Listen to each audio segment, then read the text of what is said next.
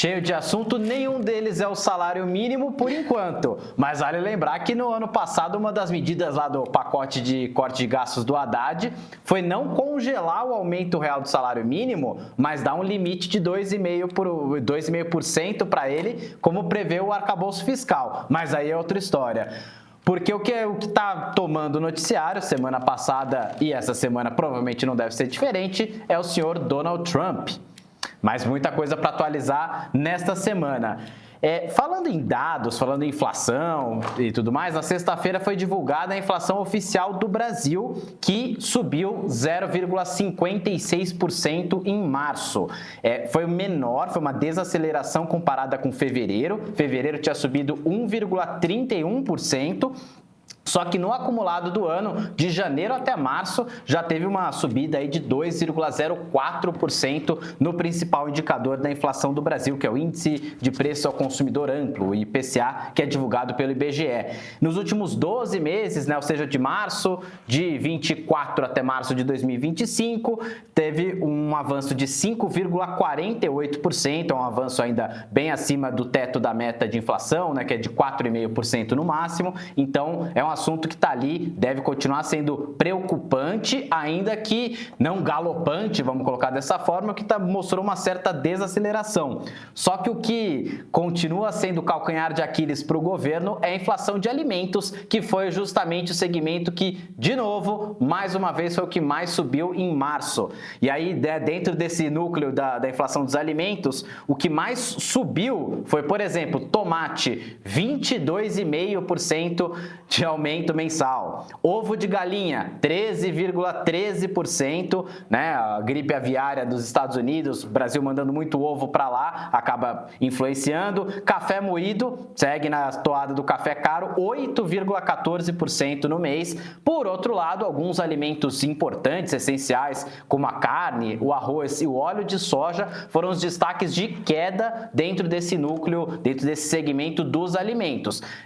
De certa forma, uma notícia importante nesse sentido da carne, do arroz e tudo mais, porque antes até você tinha os destaques negativos da inflação, eram alimentos muito, vamos colocar assim, que limão, por exemplo, tudo bem, eu também adoro limonada, mas eram alimentos não tão essenciais, tão fundamentais como arroz, a carne e o óleo de soja. O óleo principalmente, e aí, Caio? Porque na semana... o brasileiro, o óleo principalmente, Porque o brasileiro está fugindo do azeite, A maior parte dos brasileiros acabou fugindo do azeite, foi lá para o óleo, e aí o óleo ficou caro também, fora a carne e o arroz, que são realmente alimentos do dia a dia, Agora, mesmo com essa queda da inflação desses alimentos, então, a alta ainda continua, Por causa do ovo e do café, principalmente.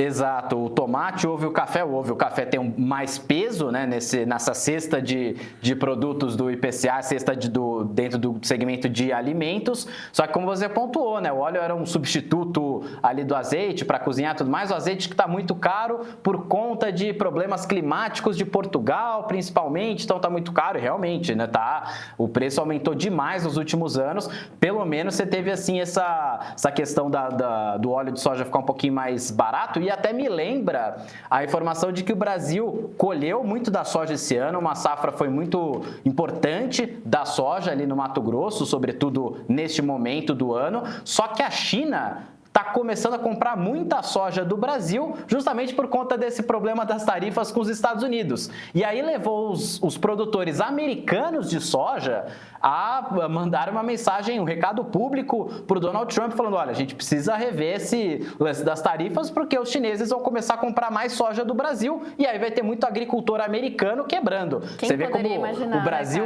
pode não estar diretamente, muitas vezes, relacionado à guerra comercial, mas afeta todo mundo, para o bem ou para o mal, Luísa? Exatamente. Agora, nos Estados Unidos, tem gente comprando presente de Natal agora, em abril? Pois é, foi uma reportagem do New York Times. Eu falei, será que o editor ficou maluco, confundiu o Natal com a Páscoa, Porque no próximo domingo é Páscoa. Então, muitas pessoas comprando o presente de Páscoa, comprando chocolate, alguma coisa assim. Chocolate mas que não, também já não tem tá gente... barato, Que o cacau tá lá em cima. Pois é. Também não tá nada fácil nesse sentido das commodities. Agora...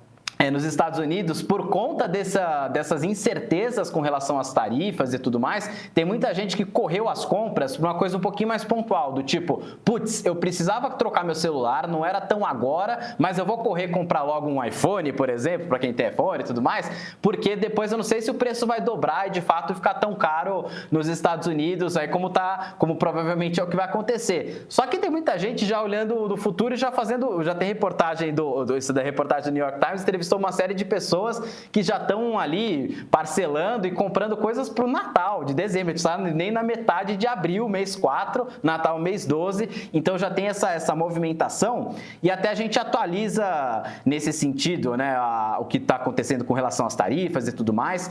Hoje, falando de segunda-feira especificamente, as bolsas pelo mundo, em geral, estão subindo e o dólar ou está mais lateralizado aqui no Brasil, ali próximo à estabilidade, ou até recuando. Isso porque tem aquela questão da suspensão temporária de algumas tarifas sobre importação de eletrônicos, né? E aí essa incerteza, só que é impressionante como com o Trump é tudo muito incerto, né? Porque não tem uma coisa assim, olha, vai ser isso aqui e pronto. Porque ele anuncia alguma questão, volta atrás, depois volta atrás em voltar atrás. Então, realmente está um momento de bastante incerteza e volatilidade.